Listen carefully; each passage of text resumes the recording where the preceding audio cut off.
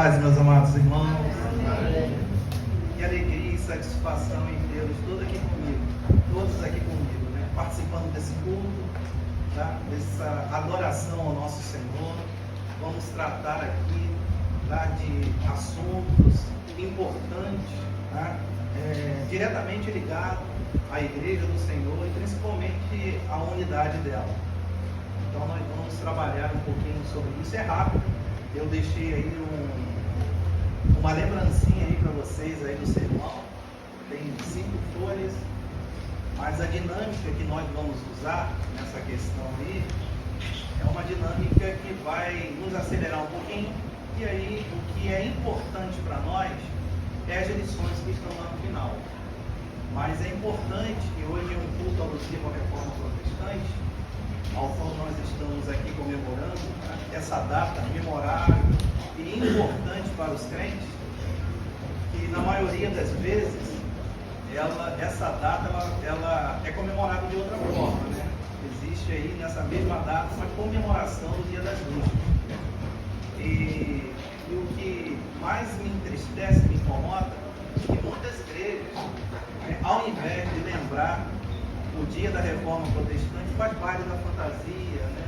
Faz Halloween dentro da igreja.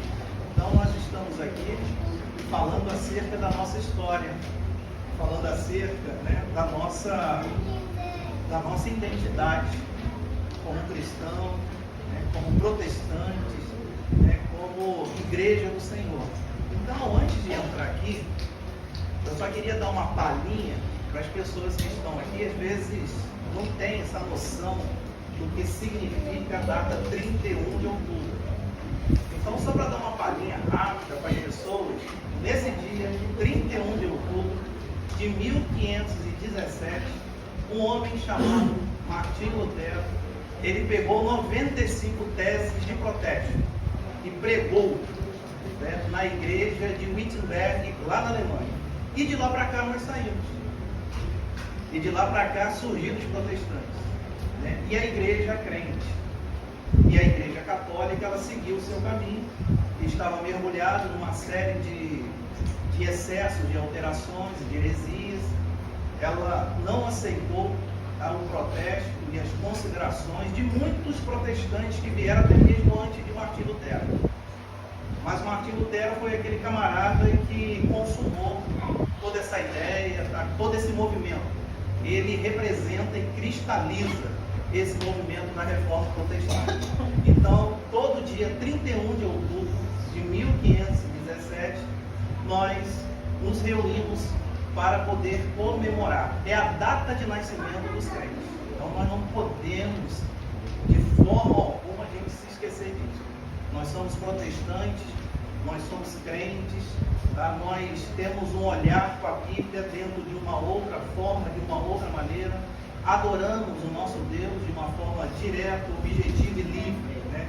Algo que lá atrás muitos homens, muitas pessoas se deram para que nós pudéssemos estar aqui nessa data.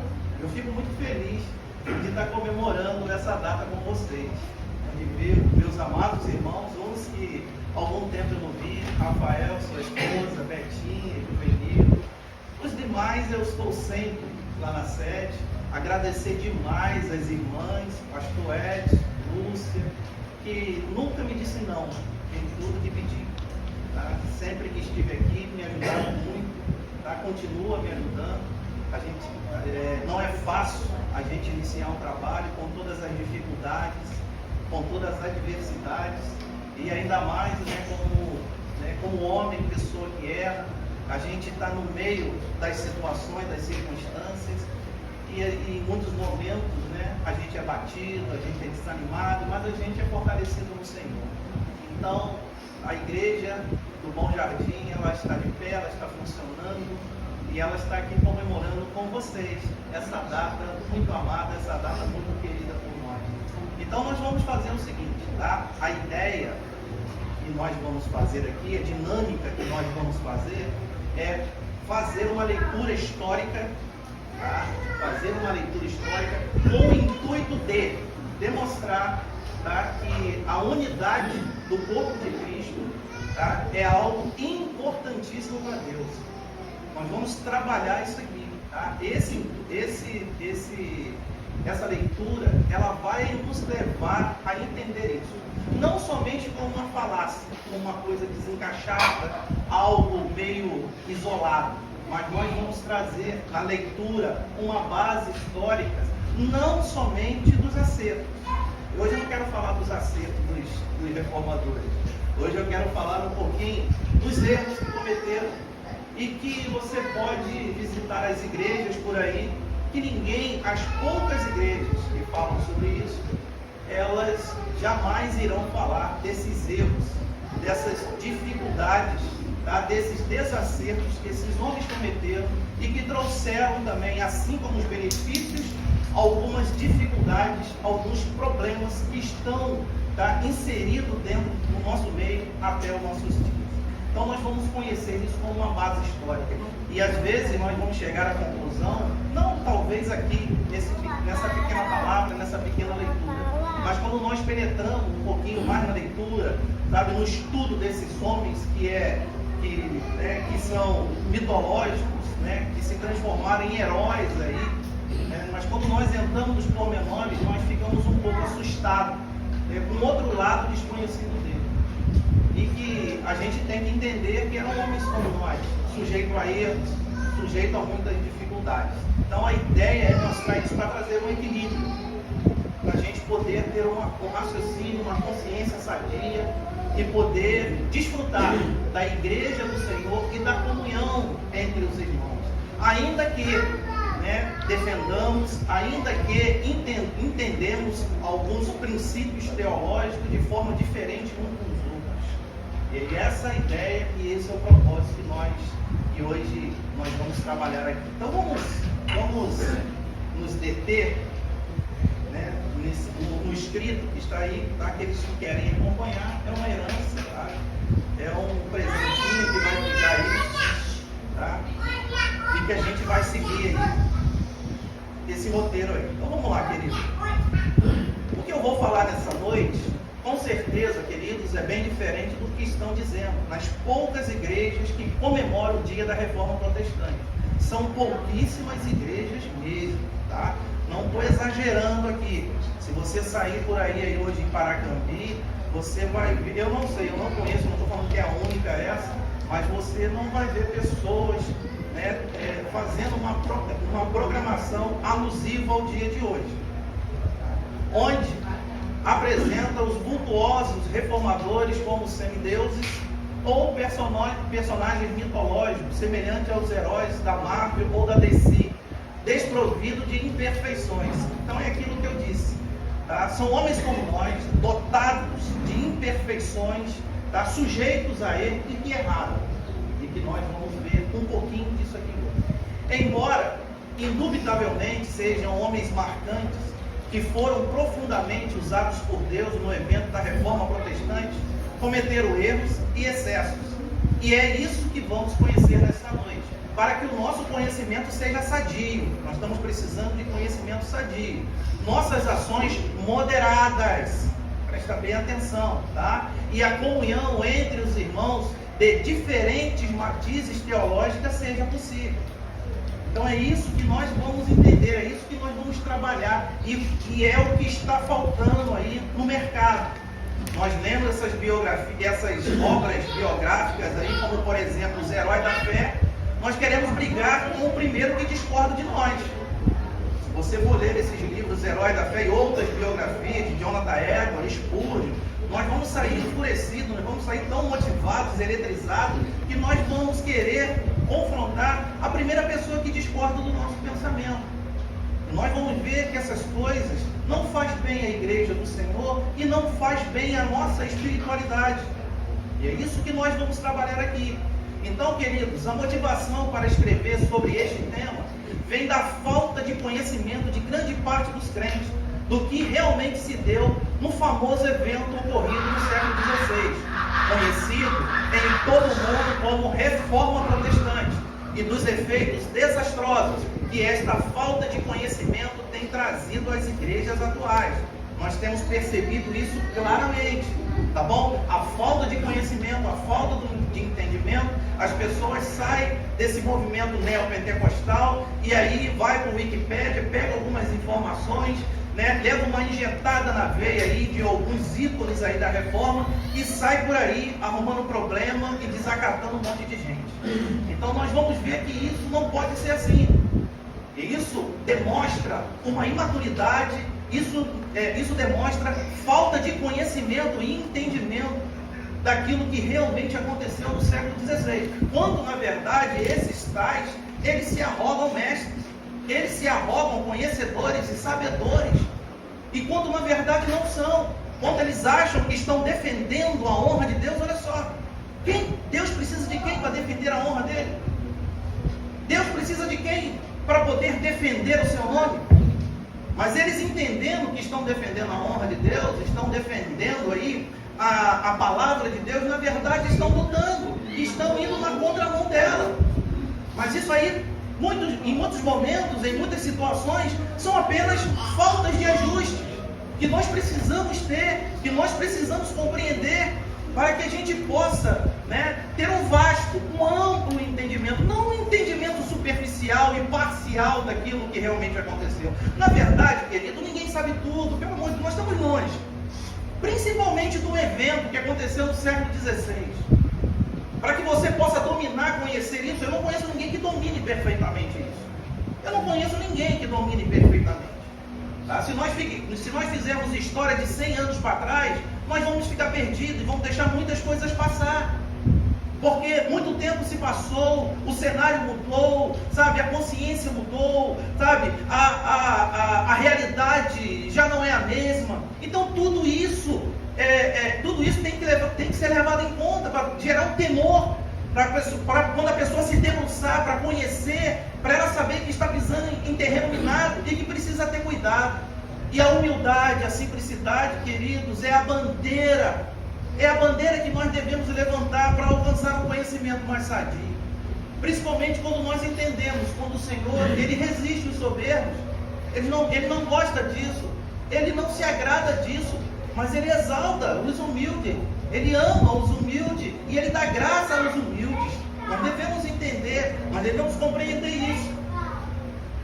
Entretanto, queridos, para evitar qualquer má compreensão sobre o que pretendo tratar nesta noite, é necessário esclarecer alguns pontos antes de prosseguirmos. Em primeiro lugar, é importantíssimo deixar bem claro que meu posicionamento teológico não poderia ser diferente do que foi defendido no século XVI. Tenho um profundo respeito e admiração pelos grandes da história do cristianismo, em especial alguns, como Agostinho, João Calvino e os puritanos, ao qual eu me referencio na vida, na santidade, na humildade, na singeleza desses homens. Em segundo, é importante igualmente destacar que não sou nenhum defensor da paz a qualquer custo e condição. Sou um defensor da paz que emana da justiça, isto é, da palavra, quando ela é respeitada e corretamente ensinada. O Espírito Santo a usa para guiar seu povo na sua justiça para o agrado do Pai. Em terceiro lugar, é imprescindível afirmar que a história dos conflitos que muitos cristãos e pastores tiveram que enfrentar para cultuarem a Deus, manter o rebanho unido e preservar a pureza doutrinária contra os hereges, em alguns períodos especiais da história, não pode ser desconsiderada ou esquecida como se fosse um exagero e um exemplo negativo da fé cristã. Pois bem sei que se não fosse por milhares de pessoas que se deram e perderam as suas vidas pela causa cristã, não estaríamos desfrutando dos inúmeros benefícios que hoje temos à nossa disposição. Então eu quero deixar isso bem claro, porque eu não quero ser confundido com esse amor a qualquer custo que está aí fora, tá? Com essa paz a qualquer preço. Eu não defendo isso, eu não concordo com isso, tá? Por isso que eu quero deixar bem claro para não ser confundido. Para não ser confundido com um liberal aí, com uma pessoa que aceita tudo, que está de braços abertos para tudo, que em nome do amor nós podemos cometer as mais elevadas loucuras, as mais desastrosas ações. Não, Não é disso que eu estou falando aqui. Mas eu fiz questão, antes de entrar nesse assunto aí, de dar esse destaque aqui, que eu não defendo essas coisas. E eu quero colocar uma última questão, uma quarta questão aqui importante também. Meu propósito não é contrariar a história e a herança preciosa dos santos padres e dos mártires que guardaram com tanto apreço e carinho. Quê? Alguém falou aí? Não. Desculpe então, vamos repetir. Em quarto lugar, meu propósito não é contrariar a história e a herança preciosa dos santos padres e dos mártires que guardamos com tanto apreço e carinho, e sim como um grupo de indivíduos que se nomeiam protestantes, mas na verdade não são. Estes, movidos pela vaidade e arrogância, disfarçadamente se apresentam como cristãos reformados, se infiltram na igreja e deixam um rastro terrível de desrespeito, abuso, dos mais absurdos, divisões e excessos grotescos. Em muitos casos deixam sequelas irreversíveis ao corpo de Cristo.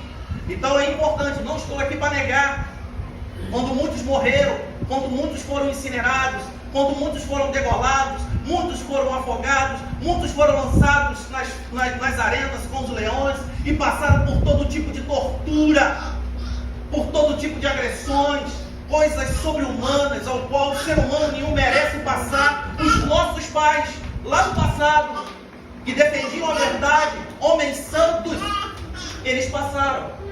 Então é importante destacar isso aqui, que ninguém está aqui para contrariar a história, ninguém está aqui para poder negativar o que essas pessoas fizeram.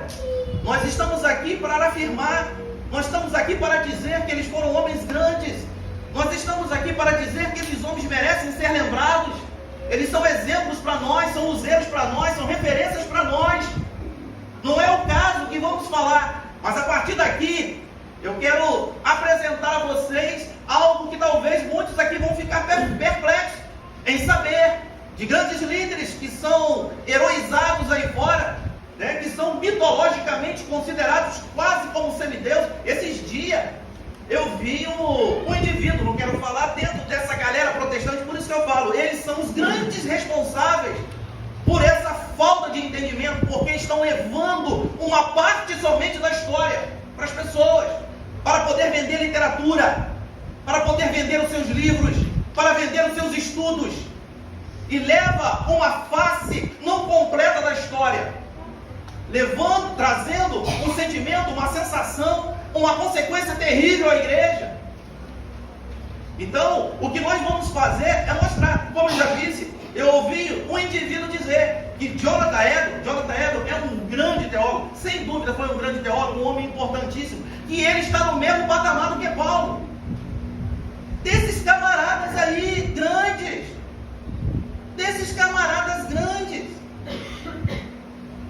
e aí as pessoas que o ouvem não têm o trabalho de pesquisar, não têm o trabalho de estudar, o que é recebido é passado. E aí as consequências são essas que estão aí. Nós saímos do movimento pentecostal, neopentecostal, que dividiu a igreja, que nós vamos falar até não poder mais. E agora entramos aí dentro de uma concepção ortodoxa aí, dentro dessas pessoas que se dizem aí os tutores da verdade, os donos da verdade, sentados na cadeira de Moisés para dizer o que é heresia ou não, e eles estão produzindo um efeito ainda maior com que essas pessoas, esses pastores dos movimentos passados produziram. Eu não quero antecipar aqui, sabe?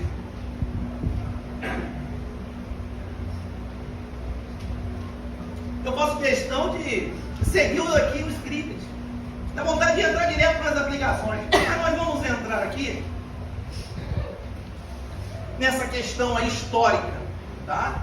Então, queridos, uma vez deixado bem claro o meu posicionamento teológico, podemos ir adiante. Meu objetivo nesse singelo artigo é alertar a igreja de um grande mal, presta bem atenção, de um grande mal que assolou o movimento protestante do século XVI e que, infelizmente, continua trazendo prejuízos irreparáveis à igreja do século XXI.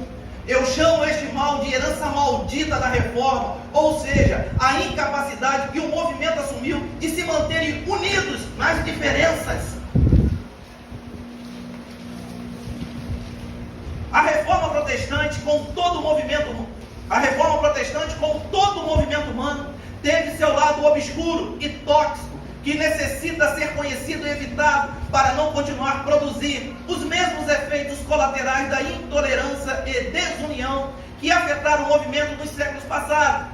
A preocupação de Jesus, dos apóstolos e dos padres dos primeiros séculos tinha com a unidade da igreja foi perdida e substituída por um espírito cismático, ou seja, de divisão, inflamado pela mínima diferença teológica. Essa mesma inclinação ao conflito, à desobediência pecaminosa e ao desentendimento por qualquer coisa é facilmente notado nos vultuosos teólogos protestantes do século XVI. Agora nós vamos fazer uma odisseia desses caras aí. Nós vamos conhecer esse outro lado que é normal. Eu também tenho um lado ruim. Todo mundo aqui tem. Acho que igual a mim não. Igual a mim não, mas tem. São homens. E não estão na faixa de inspiração. O que é a inspiração para a iluminação? A inspiração foram os autores dos 66 livros. Esses homens que escreveram aqueles 66 livros, Deus soprou e eles, inspiraram numa espécie de transe profético e escreveram inerravelmente. Da mesma forma que o Espírito Santo envolveu o ventre de Maria para proteger o ente, o Espírito Santo isentou esses homens ao qual foi usado por Deus para que eles não pudessem escrever nada deles. A Bíblia é 100% inspirada. A Bíblia é verbal, plenária, totalmente inspirada. Não existe nada nela que não seja inspirada. E eu quero chamar a atenção para uns bobos aí fora que fala que a Bíblia não é a palavra de Deus, querendo mostrar sabedoria. Ela contém a palavra de Deus. Não tem nada a ver. Ela é a palavra inconfundível. Queira a pessoa que está lendo, aceite ou não. Queira a pessoa, concorde ou não. Isso não vai fazer a maior diferença no plano de Deus. Vai fazer para você. Porque o fim de negar, o fim de não aceitar isso é trágico. Agora, em relação aos propósitos de Deus, isso aí nada vai afetar. Então, esses homens, por eles serem homens dotados de uma inteligência, de uma capacidade, até mesmo de uma iluminação para compreender textos bíblicos, teve erros. E usaram de meios inadequados, hediondos para chegar aos seus propósitos. Eu digo para você, se eu estivesse lá, talvez eu estava com eles. Não estou falando mal dele, não. Se eu estivesse lá também, eu estava com eles. Vamos pegar eles, vamos acabar com eles. Vamos resolver de outra maneira. Gente, o meu propósito aqui não é minimizar esses caras. O propósito aqui não é diminuir o teor desse cara. Assim, esses caras são como essas pessoas, esses grandes homens, foram como um de nós. Eu estou falando, se eu estivesse lá, eu poderia cometer erros ainda maiores que esses homens cometeram no calor do combate, do calor do tempo que eles estavam vivendo. Não estou aqui para menosprezá-los, não estou aqui para minimizá-los, não estou aqui para diminuí-los, estou aqui para mostrar que foram homens como nós e que nós precisamos ter cuidado ao lê-los. Tá? Então vamos lá. Zuíngos, por exemplo, morreu numa guerra civil com uma arma em punho. Olha só, ele morreu com um machado na mão. Um grande pai da reforma protestante lá na Suíça, antes de Calvino. Ele morre com um machado na mão. Guerra, brigando, lutando contra os católicos romanos. Antes de morrer, presta bem atenção, Zuíngos teve conflitos seríssimos e irreconciliáveis com Lutero sobre a ceia do Senhor. Eu estou falando aqui de dois grandes ícones, dos dois grandes nomes da reforma protestante, Lutero e Zuíngos. Depois entra Calvino na história e ofusca praticamente os dois, na grandeza, na capacidade que tinha. Mas os dois grandes nomes iniciais da primeira fase da reforma protestante foram Zuíngos e foi Lutero. Então e esses homens se odiaram. Morreram se odiando. Vamos lá. Lutero foi tão insuportável que a única coisa que o salvou foi sua memorável contribuição no tocante à doutrina da justificação da fé somente, prestando uma contribuição imensa, indo muito além que Agostinho. Entretanto, seu gênio incontrolável, sua teimosia, seu espírito conflituoso, sua boca agressiva e pesada, seu antissemitismo ultra preconceituoso, seu antinomismo. O que é antinomismo? Que ele rejeitava completamente o Antigo Testamento. Ele tinha problemas com o Antigo Testamento. Ele tinha. Estou falando que ele era um antinomista, mas ele produziu o antinomista. Discípulos que compreenderam ele de forma inadequada e levaram isso para frente. Então, retomando, tá? Sua boca agressiva e pesada, seu antissemitismo. O que é antissemitismo? Né? Ele tinha um problema, uma dificuldade, um horror aos judeus. Para você ter uma ideia, né, desse teor de ódio que ele tinha dos judeus, de dificuldade dos judeus, né? Hitler, né, toma como exemplo os escritos de Lutero para poder forjar tudo aquilo que ele forjou ali com os judeus. Não estou dizendo, os dois são bem longe, distantes um do outro. Tá? Lutero é do século XVI e Hitler é do século XX. Mas ele leu Lutero, e depois que ele leu Lutero, ele começou a maquinar uma mente já poluída, uma mente já adoentada, uma mente já, né, tomada pelas trevas, começou a arrumar justificativa para poder realizar aquilo que o seu coração estava transbordante. E ele encontrou em Lutero. Tá? Então Lutero, ele era um antissemita ultra preconceituoso. Tá? Era um antinomista. E a herança que deixou impressa em seus seguidores desanimou até mesmo seu fiel discípulo e companheiro Melanchthon, que com sua morte se tornou praticamente um semi-pelagiano, com muitos seguidores na Europa. Veja o que o Dr. Lloyd Jones diz do conflito, ou seja, da pugna, entre os dois principais nomes da reforma protestante do século XVI, Lutero e Zwingli. Por que eu estou citando Lloyd Jones aqui? Não é à toa. Porque essas pessoas que estão aí arrumando problema, ele se utiliza de uma frase de Lloyd Jones, diz o seguinte: é melhor estarmos divididos na verdade que unidos do erro. Lloyd Jones, ele expondo a palavra, num determinado momento ele diz, é melhor estarmos divididos na verdade do que unidos no erro. Mas ele estava falando em relação à Igreja Católica. Então, dividido na verdade é cada um ter conceitos, princípios que não seja heresia, princípios teológicos diferentes, distintos do outro. E isso ele quer dizer que é estar dividido na verdade, do que unido no erro, como a Igreja Católica que se manteve unida, mas está mergulhado, está atolada, tá, no erro até hoje. Então, as pessoas, sem ter o entendimento, utilizam muito dessa frase de Lloyd Jones para justificar o que estão fazendo. Tá? Então eu quero mostrar, eu vou dar umas 2 ou 3 citações de Lloyd Jones, mostrando que ele era absolutamente contra toda divisão. Ele não patrocinava isso, ele não aprovava isso de jeito nenhum. Não só ele, ainda que Lloyd Jones aprovasse. Eu estou falando de Lloyd Jones porque é um grande expositor, um grande teólogo, que essa geração aí lê muito, eu aconselho ler. Só que as pessoas, hoje, nós estamos passando numa época que as pessoas mais alienadas, as pessoas mais desprovidas de entendimento estão saindo de dentro da academia. E eles não têm nenhum princípio, nenhum conhecimento de interpretação sequer de um parágrafo. Nós estamos vivendo isso. Nós estamos vivendo uma época pobre, intelectualmente dizendo, que as faculdades estão formando pessoas completamente reprovadas no quesito da boa consciência, do preparo, de uma intelectualidade sadia, por causa dessa politização que nós estamos vivendo aí. Tá? Então nós estamos vivendo isso. Então as pessoas estão lendo, interpretam da forma que quer, e aí se veste com essa interpretação para se justificar das loucuras que estão dizendo. Eu já vi muitos dizer, Lloyd Jones diz que é melhor a gente estar separados na verdade que ele é unido no erro. Mas ele quis dizer isso que você está pensando.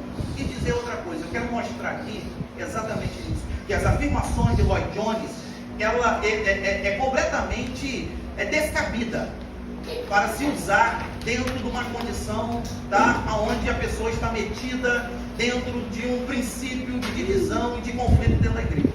Então vamos lá para ver o que Lloyd Jones diz aqui.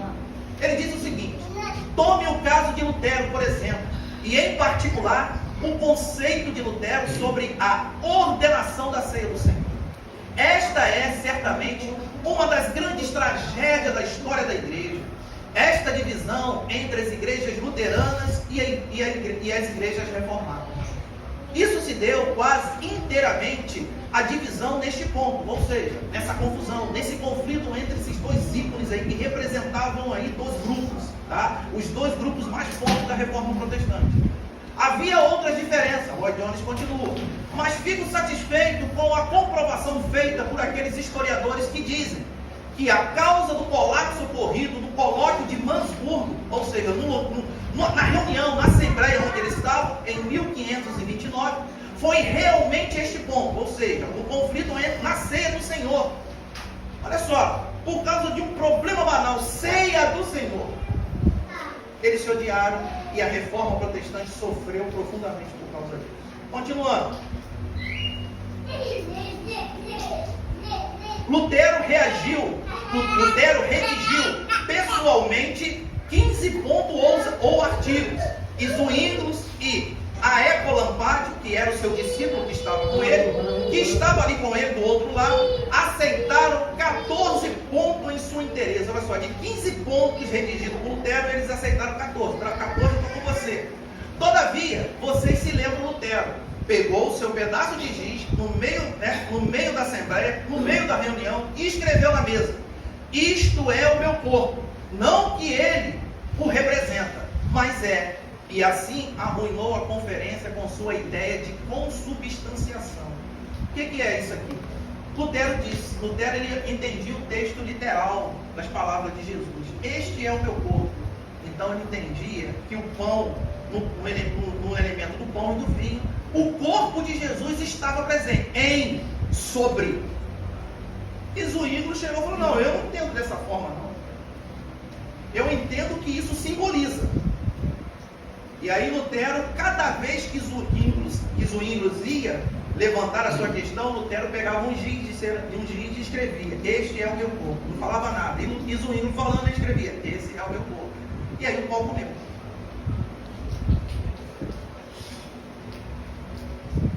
E aí o pau comeu. E aí não teve diálogo.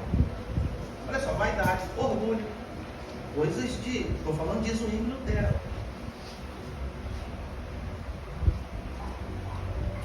Lutero arruinou toda a perspectiva de compreensão ou de unidade protestante com esse único ponto, com essa particularidade.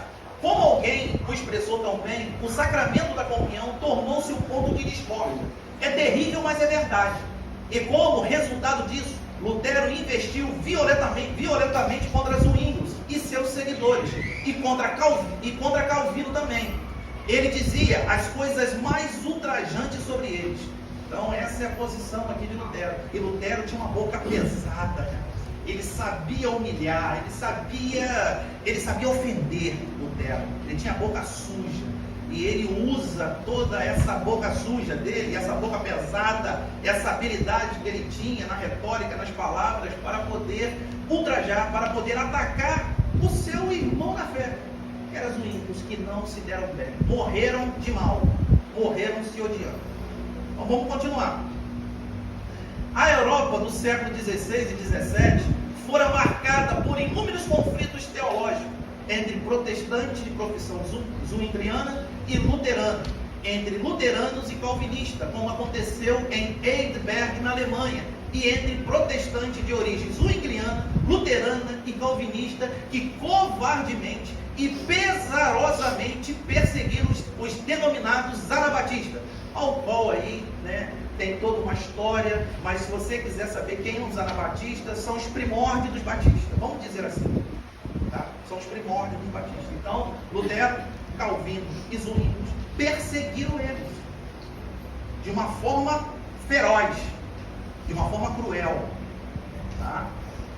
Veja abaixo como era a relação dos principais reformadores com os anabatistas. Vamos lá ver essa citação aqui. Olha só o que diz aqui. Eurico Bullinger é um outro grande da reforma. Chamou os anabatistas de inimigos demoníacos e destruidores da igreja de Deus. Melancton e Lutero, que eram mestre e discípulo, foram favoráveis à pena de morte aos anabatistas na Alemanha. Calvino escreveu ao rei Henrique VIII que era melhor que se queime 2 ou 3 anabatistas do que queimar milhares no inferno. Olha só, gente. Calvino também não poupava insultos e ofensas quando se referia aos anabatistas, chamando-os de fanáticos, iludidos, desmiolados, imbecis, cães danados, gangues de mendigo, vermes, suínos, idiotas, bestas brutas, lunáticos e bêbados. Chamou Menon Simons, um dos grandes anabatistas, um homem equilibrado, né, e muito lúcido. Calvino chamou de cão impúdico e com traseiro arrogante. Você acredita? Você já ouviu isso? Ele já aconteceu. Eu quero falar, vamos estragar esses caras. O grande, a gente vai falar dele aqui mais passando, o grande avivalista do século XVIII na Inglaterra, a mulher dele, que era John Wesley, a mulher dele chegou ao ponto de dizer para ele: meu filho, você está queimando, destruindo o seu testemunho com essas menininhas de você.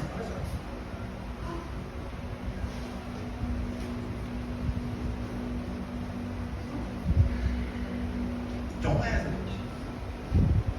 A mulher desconfiava, não sei se a mulher dele desconfiava de adultério. Agora, onde você vê isso? Existe isso, eu falo, vai a história, procura, estuda, sabe, para ter um equilíbrio, sabe, foram grandes homens, tem muito a me ensinar, tanto no lado positivo, naquilo que foram felizes ao fazer, como no lado negativo, naquilo que fizeram e que eu não posso copiar. Isso que é o importante, isso que é sadio, porque eu não vou antecipar, não deixa nada para baixo. Os conflitos entre protestantes continuaram por toda a Europa, como por exemplo, entre protestantes anglicanos e protestantes puritanos na Inglaterra, entre calvinistas e arminianos na Holanda e entre luteranos e pietistas na Alemanha do século XVIII, do século XVII. Olha só, falando de arminiano e calvinista, arminianos e calvinistas. Olha só, isso até hoje o pau está pegando aí. Agora, conheça Armínio, conheça Calvino, foram 2 santos homens. 2 santos homens e que a metade, 90%, 80% que se fala tanto de um como de outro não tem nada a ver. O pior, do pior de tudo, não foram os princípios e os conceitos teológicos que esses caras formularam, foram os seus seguidores. Esses aí que são terríveis. É esses aí que criam história lunática, sabe? E que mancham a biografia desses homens. Porque tanto um como o outro foram 2 santos homens que atuaram em suas épocas e que contribuiu muito com o reino. Muitos desses confrontos, infelizmente, são lembrados pela crueldade, intolerância e derramamento de sangue. Quem se aventura a estudar os conflitos religiosos ocorridos na Europa, tão somente entre os protestantes, fica horrorizado ao perceber que uma simples fagulha de desentendimento teológico era suficiente para provocar um desmedido incêndio e atitudes extremas. Mais uma vez eu estou trazendo o Lloyd Jones para a gente escutar. Agora ele pega pesado nisso aqui. Olha só, eu fiquei um pouco intimidado, né? Olhei para mim e falei, meu Deus, porque a gente é gostoso. A palavra do Senhor, quando ela está falando conosco, não é para despertar constrangimento, não é para despertar rejeição ou afastamento. A palavra de Deus, quando ela está falando conosco, é para quebrantar o nosso coração, gerar humildade em nós, nos aperceber de coisas talvez que nós estamos vivendo e retornarmos a Ele. Esse é o propósito, esse é o objetivo, é isso que eu sinto toda vez que eu vou ler um devocional. Percebe o Espírito Santo moldando, lapidando, tirando os excessos. Eu desde dia estava falando com a minha esposa, eu fui lá fora resolver, eu não saio de casa, eu fico em casa o meu tempo todo, eu fico em casa vendo os meus negócios, né, preparando as minhas coisas, lá eu fico preocupado com as minhas coisas, mas esse dia eu fui lá fora. É estranho, meus amados, quase que eu caio. É estranho, meus amados, que você começa a andar, você começa a ter contato com esse mundo lá fora, sabe, adoentado, um mundo doente, um mundo, sabe, um mundo que em todo momento ele te empurra para uma condição, sabe, de desgaste emocional, intelectual, sabe, espiritual em todos os sentidos, que joga você para que você possa alcançar um nível elevadíssimo ao qual você nunca vai, às vezes na sua vida você nunca vai alcançar, e quando você chega a alcançar, você não se satisfaz com aquilo e você quer mais. É uma loucura. Essa questão da ostentação, de mostrar o que tem, sabe, de alcançar o sucesso a qualquer custo, não depende do caminho que você está tomando, sabe, e que isso vai custar para a sua vida. E eu olho, cara, eu sou muito reparador, eu fui lá fora olhando, parece que é uma radiação que vai entrando em você. Uma radiação, aquilo vai te irradiando.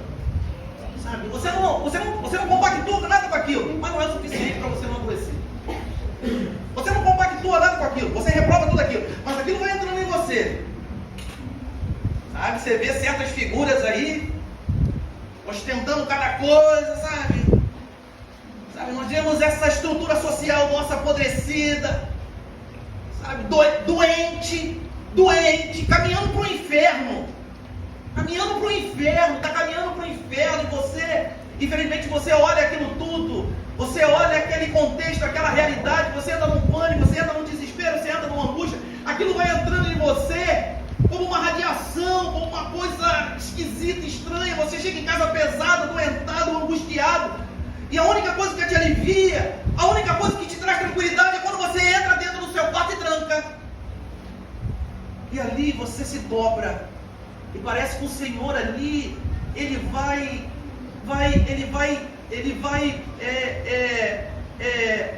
vai produzindo uma catarse em você, um esvaziamento dessa radiação, sabe? E você vai sendo esvaziado daquilo. Aí o Espírito vem, enche você, acende as suas convicções, os seus sentimentos, os seus propósitos, os seus objetivos, e você rejuvenesce novamente. É isso, eu não estou aqui de melhor ou maior do que eles, nada. Eu estou na mesma condição do que você, meus amados. Eu preciso da exortação, da ademoestação do Senhor. Eu preciso passar pelo crivo da palavra. Eu preciso passar pela lapidação do Senhor. Eu preciso passar pela disciplina dele, se for preciso. A palavra do Senhor diz que é melhor entrar no reino dos céus com uma vista, sem um braço, sem uma mão, mas você entrar, do que você ficar perfeito e se perder. Eu quero é o céu, e eu acredito que vocês também querem o céu, que vocês desejam chegar lá, que vocês desejam estar lá. Então nós devemos nos submeter àquilo que o Senhor está fazendo conosco. Ele é o nosso Pai, Ele disciplina com amor, Ele disciplina com carinho, porque nos ama. Agora os outros, Deus deixa. Agora os filhos não. Eu quero falar uma coisa para você que pintou um insight aqui, sabe? Não tenta fazer com aquelas pessoas que não têm compromisso com Deus, estão fazendo e parece dar certo. Não tenta fazer isso não. Olha só, não tenta fazer. Ah, Beltrano faz, Ciclano faz, está tudo dando certo, está tudo dando beleza, as coisas estão acontecendo, o cara está prosperando, o cara está enriquecendo, olha só como é que ele é, o cara da onda, descolado. Ele está caminhando para a própria destruição. A prosperidade que é para o mal, a prosperidade que é para a destruição, a prosperidade que é para o inferno. Não tenta imitar. Não tenta imitar, que ele vai te esmagar, que o chicote vai comer o seu lombo, e ainda bem, porque ele nos ama, ele nos traz. Isaías fala que ele está por trás, dizendo: este é o caminho, andai por ele. Este é o caminho. é por ele, porque ele se preocupa. Vamos embora, então a gente vai ficar nisso aqui. No século... nós vamos falar de uma outra citação de Lloyd Jones. Olha o que Lloyd Jones diz.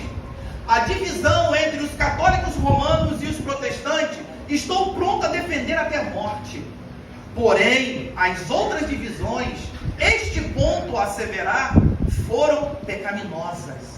Foram manifestações de cisma, ou seja, divisão. E todos que se envolveram nelas foram culpados. E nós somos culpados aos olhos de Deus. E nós vamos ver porque Lloyd Jones diz isso. Ele chama todos nós. Ele se inclui. Por isso que eu estou dizendo, eu me incluo. Ele se inclui. Todos nós somos culpados. Vamos continuar. No século XVIII, os conflitos seguem. Na Alemanha, especificamente em Rheinhausen, o piedoso conde e líder da igreja morávia na Alemanha, Zinzendorf, separou uma faixa de terra em sua extensa propriedade para abrigar um grande grupo de cristãos perseguidos por sua fé.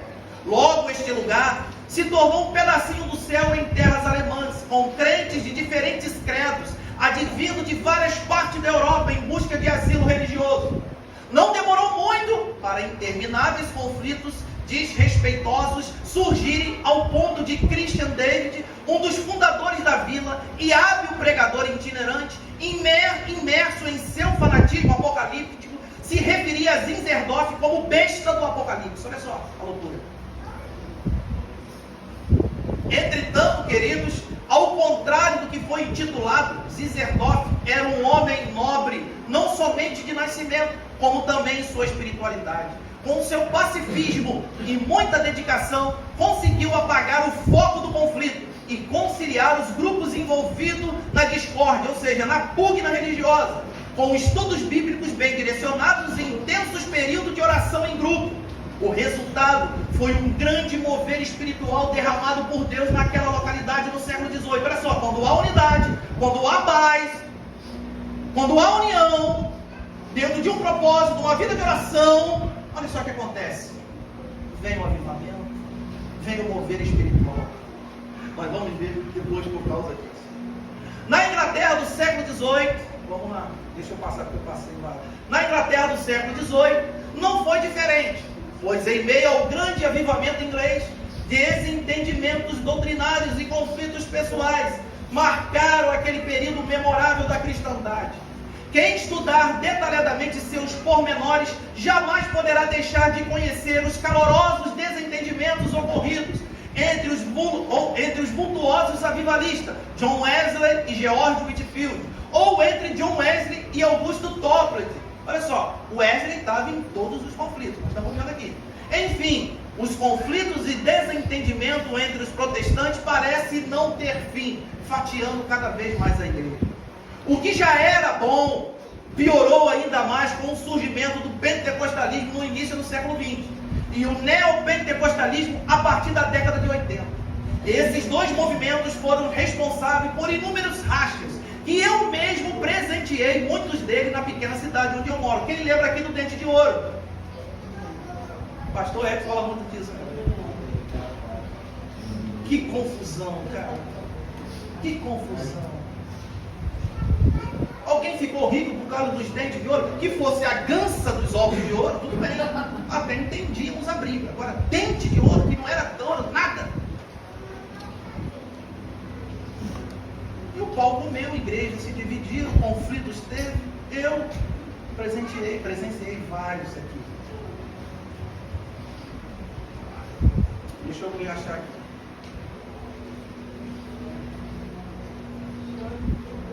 O pior de tudo isso, veja bem, o pior de tudo isso é que os líderes cismáticos, aqueles que estavam metidos na confusão, justificavam suas malignas intenções com um discurso bem conhecido de todos. Esse aqui não vale. Deus me disse, ou Deus me deu uma visão. Então eu quero dar um alerta aos irmãos que vão comer comida pesada. Vão comer comida pesada, depois vão para casa sonhar. Aí vai falar que foi Deus que deu, pelo amor de Deus. Tira o pé, entendeu? Entenda isso. Cuidado, moderação, come a comida pesada, desgaste um pouquinho, vai para casa, tem um sono leve. E que tiver pesadelo, não venha colocar Deus no meio disso, pelo amor de Deus.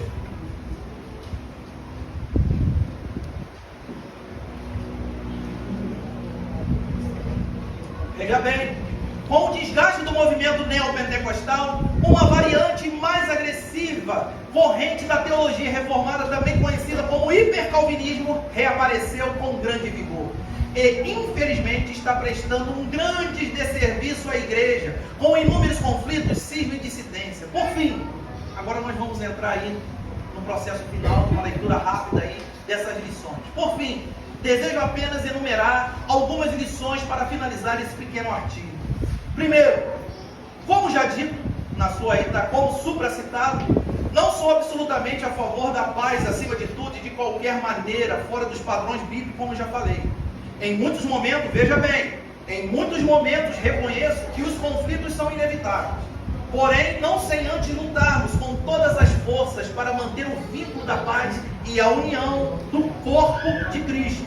Segundo, se caso alguém chegar à conclusão, presta bem atenção, se caso alguém chegar à conclusão que a igreja onde congrega está aprofundada na heresia e desviada do Evangelho de Cristo Jesus, se desliga dela e procura uma outra comprometida com o Evangelho. É a atitude mais correta a se tomar. Essa é a atitude. Saia e vai procurar outra igreja onde você entende que lá é pregado o Evangelho. Para que você vai arrumar confusão? Não há pecado nenhum nisso. Pecado é você continuar naquela congregação se ortogando Lutero do século XXI, respeitando a liderança e as pessoas que ali estão. O que tem de gente querendo ser Lutero aí fora não está no gibi, cara. Meu Deus do céu.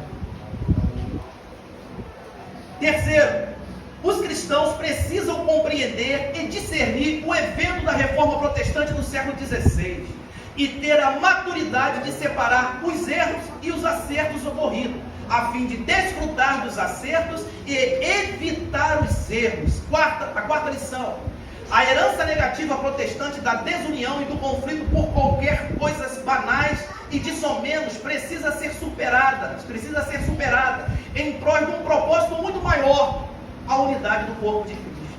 Pois, se assim não for, os cristãos continuarão privados de desfrutar de um grande e maravilhoso benefício que nos foi deixado e que está cada vez mais raro entre os crentes: a comunhão.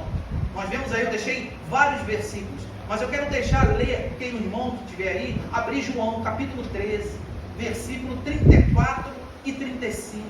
Olha o que está escrito aí. Botar aí no versículo, no capítulo 13, 34 e 35, botar no 17, 20 e 21. Quem pode ler? Alguém pode abrir aí em João 13, capítulo 13, 34 e 35, e outra pessoa abra em João capítulo 17, 20 e 21. Faz esse favor para mim, porque eu não sei qual é o texto que exatamente está o que eu quero frisar aqui. Quem achou João 13, 34 e 35, por favor, faça essa leitura para mim. O João manda. Pode falar, pode ler. Por isso agora eu lhes dou um novo mandamento: amem uns aos outros, assim como eu os amei. Vocês devem amar uns aos outros. Seu amor uns pelos outros provará ao mundo que são meus discípulos. Olha só, se a gente se manter unido, nós vamos confirmar, nós vamos evidenciar. Uma das comprovações que se somos realmente discípulos de Jesus é nos manter unidos em nossas dificuldades e diferenças. Sabe por quê? O Espírito Santo habita no indivíduo. Você me entende? Eu falo lá no seminário, lá no estudo, que o crente não é aquele que acorda de manhã e diz: eu quero ser crente e acabou, como se fosse um aluno de psicologia, um aluno de história ou um aluno de geografia. Não. Um crente é aquele que teve a vida impactada pelo Espírito Santo. Um crente é aquele que morreu para o pecado, morreu para o mundo. Um crente é aquele que nasceu de novo, ele morreu e nasceu de novo. O crente é aquele que é portador, ele é morada do Espírito Santo. E comportamentos e ações claras. Aí os outros falam: pastor, quem é você para me julgar? Quem sou eu? O que Jesus disse? A gente conhece a árvore como? Não vem com esse papo: você não pode me julgar. Temos julgar dependendo O que você está dizendo que é julgamento? Mas eu posso dizer para você que você não apresenta fruto nenhum. Que você é uma árvore seca. Porque a sua vida mostra isso.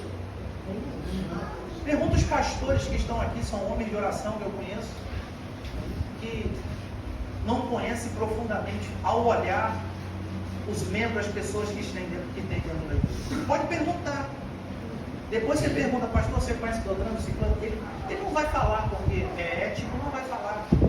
Mas ele, no seu diálogo com Deus, ele coloca a vida de cada um ali dentro das dificuldades.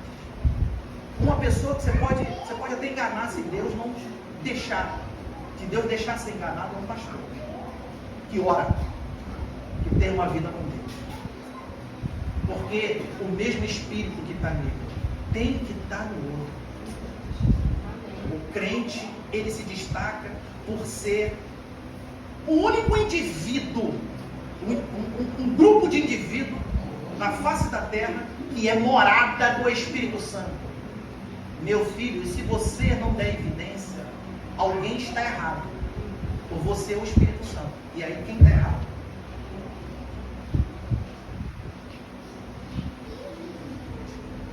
Olha que diz aí João capítulo 17, 20 e 21. É importante também. Olha só, uma das evidências da nossa filiação é a unidade, é a união. Capítulo 17, na oração sacerdotal de Jesus, versículo 20 e 21. O que está escrito aí? Palavra de Jesus é o princípio máximo e mais confiável de doutrina. Palavra de Jesus, toda a Bíblia, ela tem que ser confirmada pelas palavras de Jesus para se tornar válida.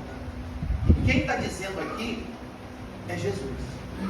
É o Deus encarnado que está dizendo aqui. Quem pode ler? Capítulo 17, versículo 20 e 21.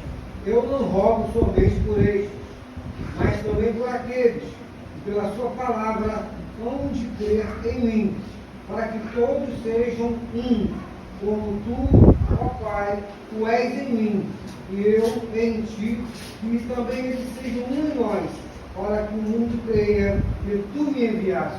Olha só, para que sejam um como eles sejam um como eu sou contigo. Olha só a profundidade disso, cara.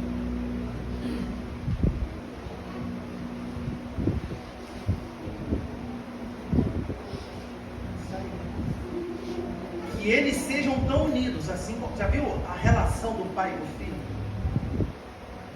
Eles são inseparáveis. Eles não são inseparáveis, estão em plena, intrínseca comunhão.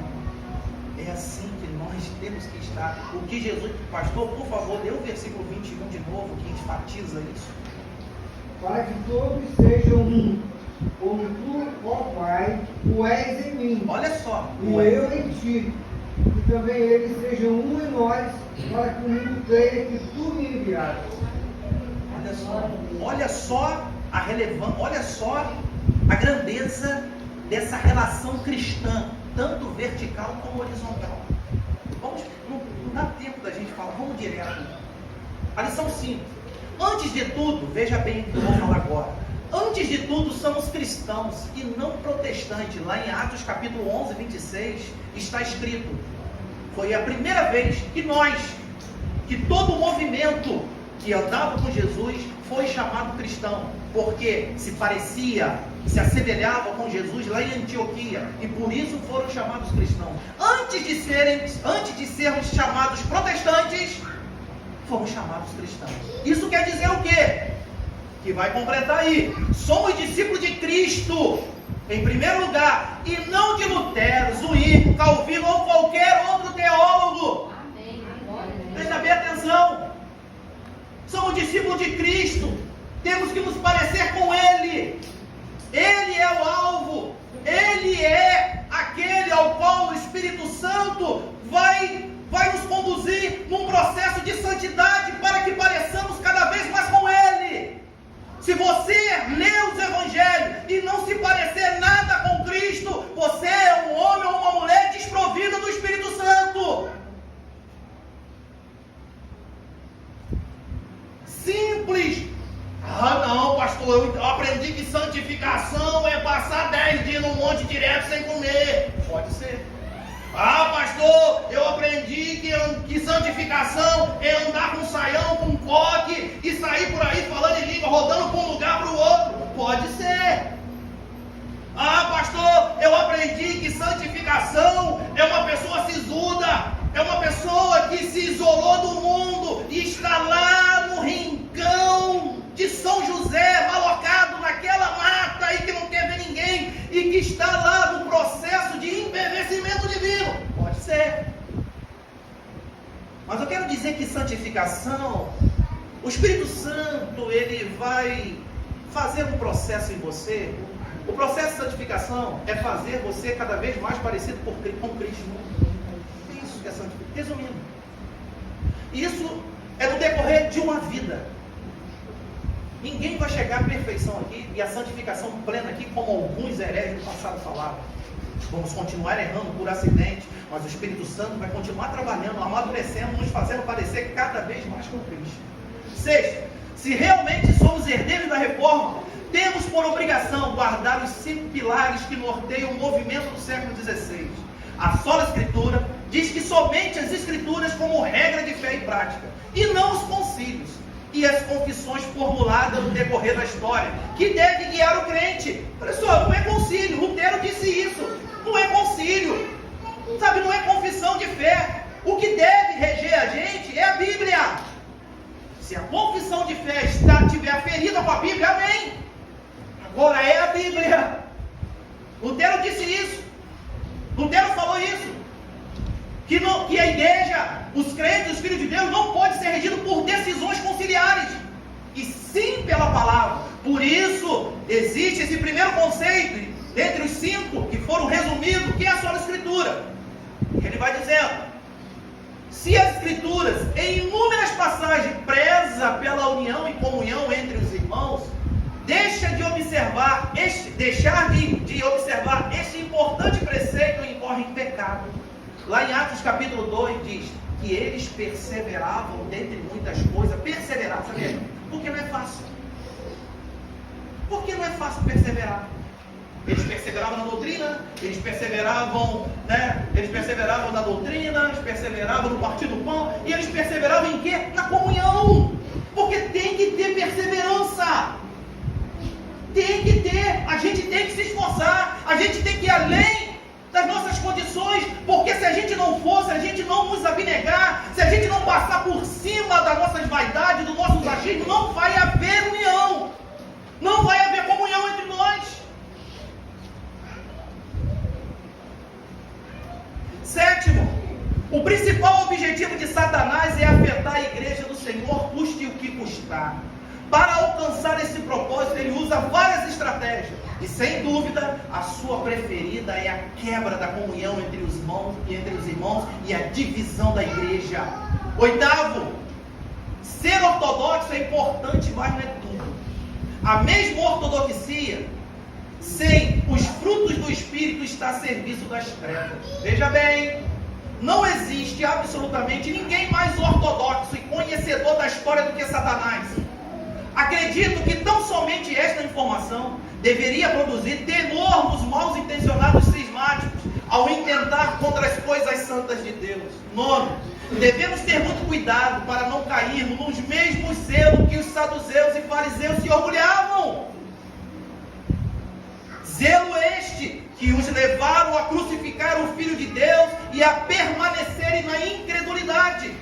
Décimo, enfim, precisamos rogar a Deus que torne ao seu povo, que venha novamente ao seu povo, que o seu Espírito Santo seja derramado poderosamente sobre a igreja, para que o culto seja restaurado, a pregação vivificada, as diferenças removidas e a comunhão do seu povo definitivamente o quê? Selada. Tem que estar selada, nós temos que sair daqui consciente disso. Enfim, só para a gente repetir os sola. Sola fide, que é o resumo de toda a teologia reformada. Sola fide, sola escritura, solus Cristo, sola gratia e sola Deo gloria, que transliterado do latim para o português significa somente pela fé. Ensinamento de que a justificação, ou seja, a maneira de Deus, a forma ao qual Deus recebe o pecador, é recebida somente pela fé, sem qualquer interferência ou necessidade de obras.